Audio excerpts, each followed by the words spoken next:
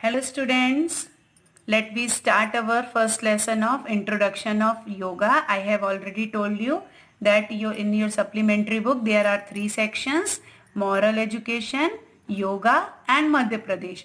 So we have completed one lesson of moral education. Now the next one is introduction of yoga, the first chapter of yoga. Now the word yoga is derived from the Sanskrit root yuj with suffix ge, which means to join.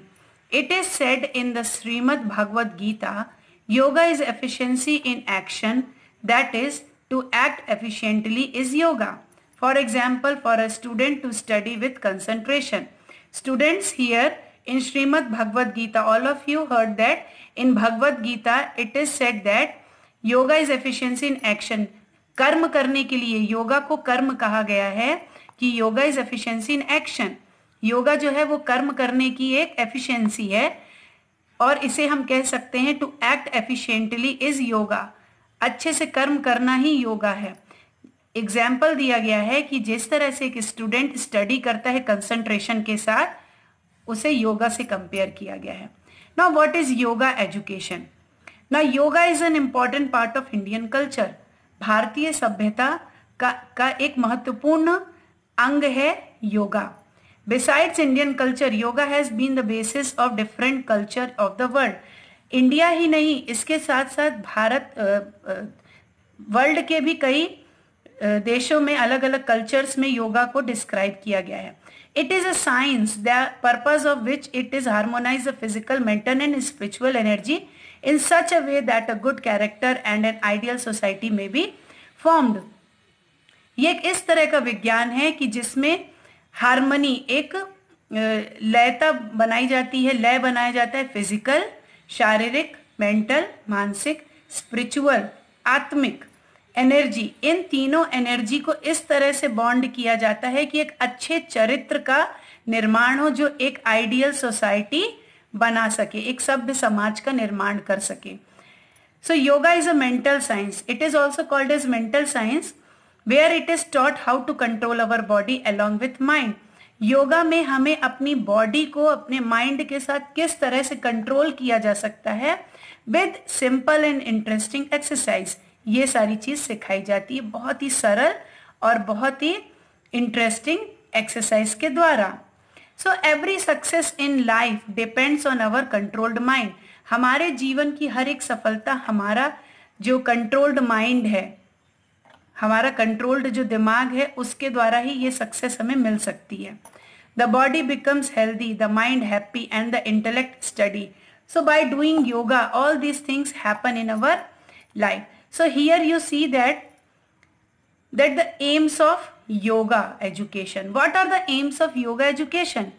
क्या उद्देश्य है yoga education के? So the first one is to develop resistance of body to fight disease. हमारे शरीर में प्रतिरोधक क्षमता को बढ़ाना जिससे वो बीमारियों से लड़ सके. To develop physical and mental power. शारीरिक और मानसिक पावर को बढ़ाना. To develop intellectual capacity. अपने आप को आप किस तरह से सामने वाले को प्रस्तुत कर सकते हो, उस कैपेसिटी को डेवलप करना. To develop memory and reasoning power. किसी भी याददाश्त और मेमोरी को बढ़ाना. To control emotions. अपनी भावनाओं पर नियंत्रण रखना. To develop qualities related to character and morality. Character means चरित्र की क्वालिटीज को बढ़ाना. Leading to handsome and well balanced body and a shining face. और उसके साथ साथ एक अच्छा शरीर, जो अच्छी बॉडी, बैलेंस वाली बॉडी और एक चमकता चेहरा. All these are the aims of yoga education. Now here in 1.3 introduction of Ashtanga yoga. So what is Ashtanga yoga? So here you see Ashtanga means 8 organs. So Ashtanga Yoga is the key to successful life. It is a path treading through which every student can achieve his or her decided aim easily. The eightfold path is as follows. So in this Ashtanga Yoga, the student can achieve his decided aim. जो भी किसी भी student ने अपना M decide करके रखा है, उद्देश्य, उसको पाने के लिए अष्टांग योगा सबसे अच्छा है।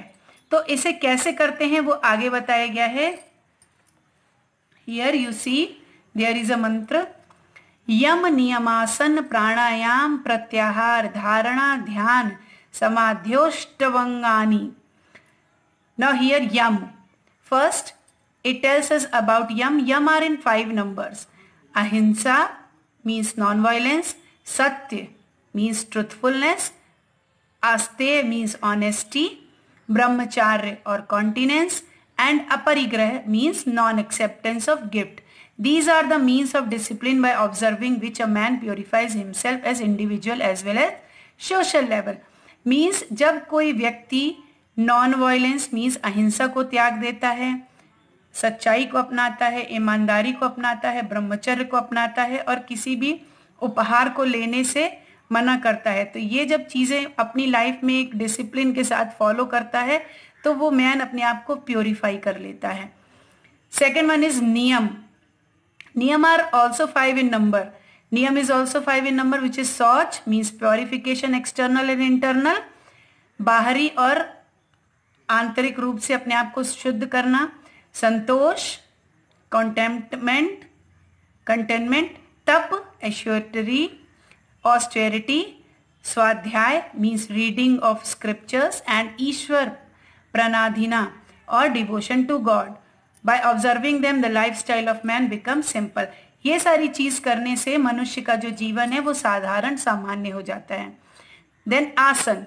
आसन और posture are related to physical exercise. आसन वो होते हैं जिसमें हम कुछ फिजिकल एक्सरसाइज को करते हैं।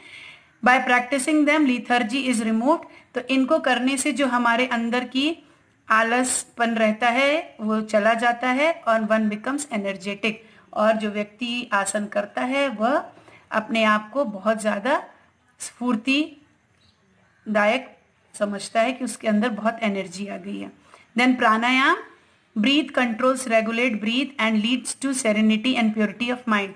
प्राणायाम में श्वास को कंट्रोल करना और अपने अंदर और बाहर मस्तिष्क की प्योरिटी को बढ़ाना। Pratyahara. By it one achieves control over one senses. अगर हम प्रत्याहार करेंगे तो इसमें बोला गया है कि हम अपने अंदर के सेंसेस को कंट्रोल कर सकते हैं। Dharana contemplation is fixing the mind on a particular spot और aim the trying to achieve it. एक ही जगह पर बैठकर फिक्स करना अपने माइंड को। The practice of contemplation develops concentration.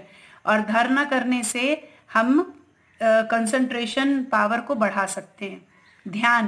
Concentration is the highest state of identifying oneself with the object of concentration और meditation.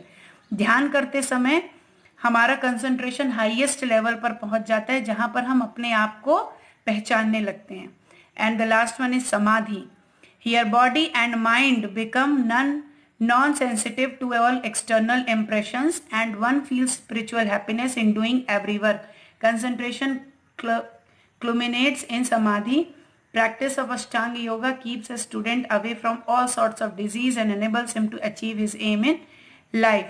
So here by doing samadhi, it keeps a student away from all sorts of disease. जब समाधि ये last अष्टांग योगा का आखिरी आसन होता है तो इसमें क्या होता है कि हमारे अंदर की सेंसिटिविटी खत्म हो जाती है। हमारा माइंड जो है वो नॉन सेंसिटिव में एक्सटर्नल इंप्रेशन से बाहर हो जाता है। हम आत्मीय खुशी हमें मिलने लगती है अंदर से, आत्मा से, स्पिरिट से हर काम करने में। सो कंसंट्रेशन जो है वो समाधि के टाइम पर और ज्यादा एक्टिव हो जाता है। और ये सारे अष्टांग योगा करने से एक स्टूडेंट की लाइफ में उसे कभी भी किसी डिजीज का सामना नहीं करना पड़ता और उसने जो भी अपने लिए एम डिसाइड करके रखा है वो उसे अचीव कर लेगा। So students, your homework is to read the lesson 1, 1.1, 1.2 and 1.3. Okay, and try to understand it. Thank you.